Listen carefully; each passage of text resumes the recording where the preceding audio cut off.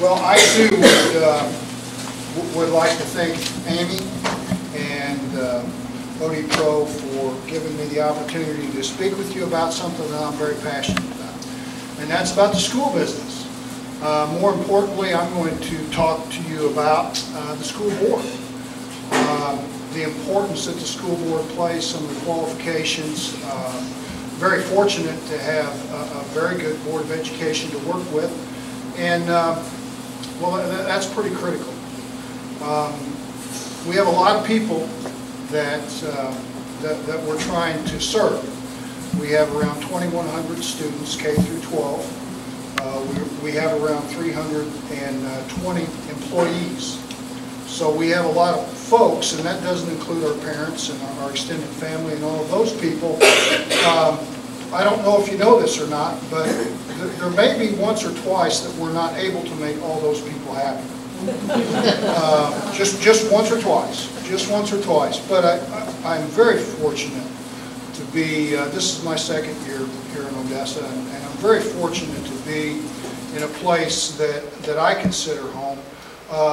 The community is so caring and very supportive. I thank you all that we're a part of that, because obviously the facilities that we have are second to none. We're very proud of them. We're very proud of the support that we've had in order to have those. We're trying to do our part, taking care of those facilities and doing what we can, and realizing that we're dealing with some unprecedented times, maybe like some of you are personally, as far as in regards to finance. We're continually asked to do more with less. And the accountability for educators, which it should be, has never been higher. And we accept that challenge. It's what we do, and we're constantly trying to improve what we do, the services that we provide. If you will indulge me, and you have to do this, okay, at the end I get to brag a little bit, okay, not about me, but about our district. So having said that, I mentioned that, if I haven't mentioned it yet, my goal is to say this about 25 times. It's really about kids. What we do is really about kids and the service that we provide.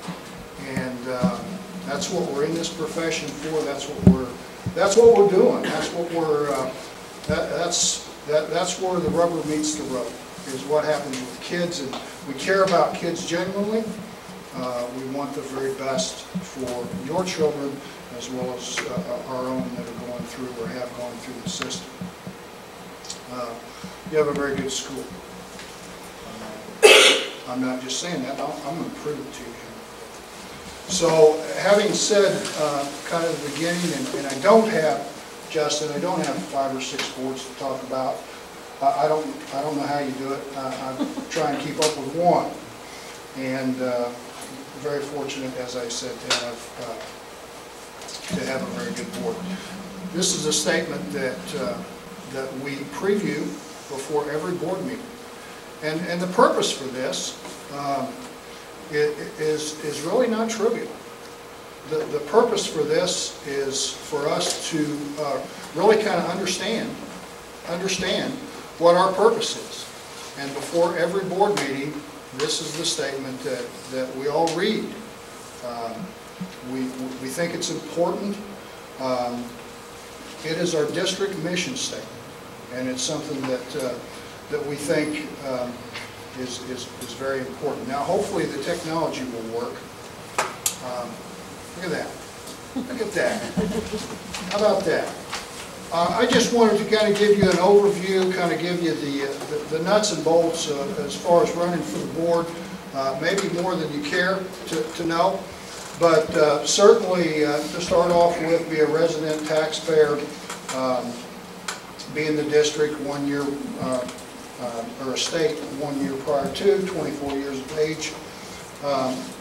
As I mentioned, care about kids. And really, the last statement is not really a requirement to run for the board. that probably shouldn't be up there, but that is one of the things that all board members have to do, is that they have to complete 16 hours of training within their first year. They receive a lot of training, and especially in particular to school law. There's a lot of school law, and I'll allude to that a little bit, but that's really the qualifications that you have to have. Obviously, there are members. There are 7 board members.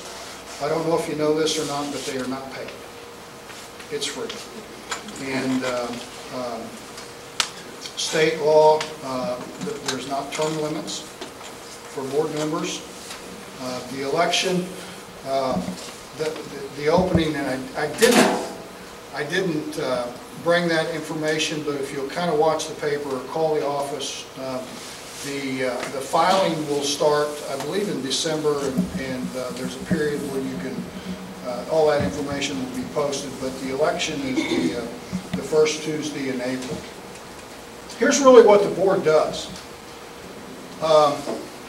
Generally speaking, legislative and policy making, and really their main role and function is to adopt policies and rules. Now, the policies and rules that we adopt are recommended through our policy provider. Our policy provider writes school policies that are legally defensible. We subscribe to a service through the Missouri School Boards Association that writes all of our policies.